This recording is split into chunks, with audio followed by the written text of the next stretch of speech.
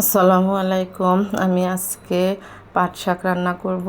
এটা হলো মিষ্টি পাট শাক। আমি কখনোই মিষ্টি পাট শাক বা কোনটা তিতা পাট শাক সেটা চিনি না। তবে আজকে আমি কেনার সময় জিজ্ঞেস করছিলাম যে এটা কি মিষ্টি পাট শাক?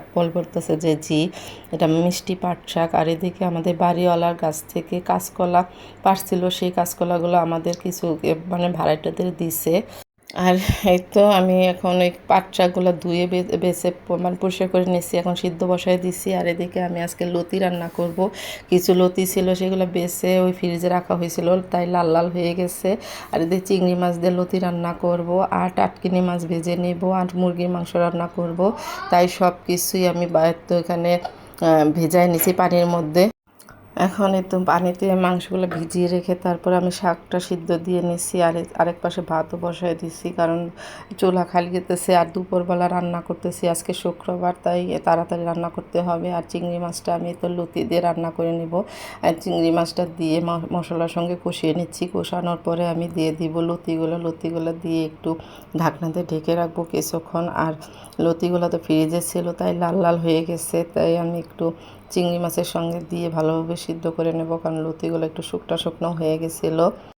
তাই লতিগুলো একটু দিয়ে আমি এখন একটু নাড়াচাড়া দিয়ে এখন একটা ঢাকনা দিয়ে ঢেকে রাখবো কিছুক্ষণ। আর আজকে লতিটা একটু গলায় ধরতেছিল, তাই আমি একটু লেবু দিয়ে নিয়েছিলাম। আর এক পাশে ভাত হয়ে গেছে। আর শুক্রবার হলে তো আমার ছেলে মেয়ের পোলাও মাংস লাগে। তার সঙ্গে তো আমি শাকটাও মানে সিদ্ধ করা হয়ে গেছে, নামিয়ে নিয়েছি। তারপরে ভেজে নেব পেঁয়াজ রসুন দিয়ে। আর তো আমার লতিটাও প্রায় হয়ে গেছে, এখন আমি একটু লেবু চেপে দিব। লেবুটা দেওয়ার কারণ হলো গলায় ধরতেছিল, আজকে লতিটা কেন যেন গলায় ধরতেছিল, তাই একটু লেবু দিয়ে আর কিছুক্ষণ ভাজা ভাজা করে তারপরে নামিয়ে নেব। তারপরে মুরগির মাংসটা রান্না করে নেব। আর আজকে আমি কাঁচকলার দিয়ে বড়া ভেজে নিব। আমি কাঁচকলার বড়া মানে কখনো খাই নাই, তবে আমি আজকে ভেজে খাবো। দেখা গেল যা কলার ভাজাটা না খেতে অনেক মজা হয়েছিল।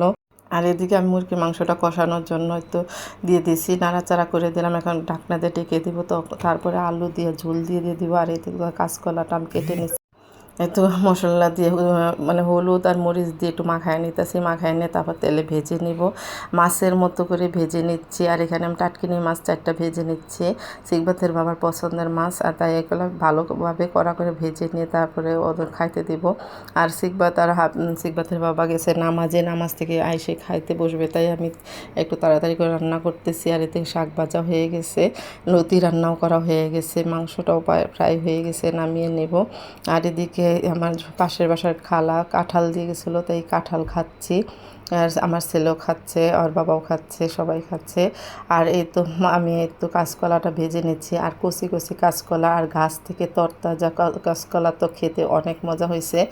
আর এটা তো মানে একদম কচি কলা ছিল, তাই ভেজে নিলাম মাছের মতো করে। আর খেতে অনেক ভালো লাগছে। আর আমি প্রথম খাইছি। আর কারা কারা এরকম কাঁচকলা ভাজা খাইছেন অবশ্যই কমেন্টে জানাবেন।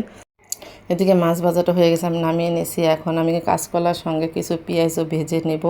ভেজে নিয়ে মাছের সঙ্গে আমি কাঁচকলার সঙ্গে পেঁয়াজ দিয়ে ভাজা দিয়ে দুপুরবেলা খেতে অনেক ভালো লাগছিল। হয়তো কাঁচকলাটা ভাজা হয়ে গেছে প্রায়, আমি এখন কিছু পেঁয়াজ দিয়ে দিব, পেঁয়াজ দিয়ে ভাজা ভাজা করে নেব। এই তো পেঁয়াজগুলো দিয়ে দিচ্ছি। তার পাশে আমি দিয়ে দিব মানে মাংসটাও হয়ে গেছে, পর পোলাও বসায় দিছি। পোলাওটা হয়ে গেলে তারপর আমি নামিয়ে নেব। আর আজকের পোলাওগুলো মানে আমি রান্না করতে গিয়ে আমি দুধ দিতে ভুলে গেছি, তাই আমি এখন আবার একটু কিছু দুধ দিয়ে নিব। এই তো আমার কাঁচকলা ভাজা হয়ে গেছে, আমি এখন নামিয়ে নিচ্ছি। নামিয়ে নিয়ে তারপরে এই পাশে যে পোলাও বসাই দিছি। আর পোলাও বসানোর পরে আমি এদের মনে হয়েছে যে একটু দুধ দিই নাই, তারপরে আমি একটু এখানে দুধ দিয়ে নেবো, নাড়াচাড়া দিয়ে তারপরে কিছুক্ষণ পরে আমি দুধ দিয়ে পোলাওটা নামিয়ে নেব। আর আজকে রান্নাবাড়া সব কিছু শেষ হয়ে গেছে। আর আমি এখন কিছুক্ষণ পরে নামাজ পড়ে তারপরে সবাই একসঙ্গে বসে খাবো। আর আজকের ভিডিওটা কেমন হয়েছে অবশ্যই কমেন্টে জানাবেন।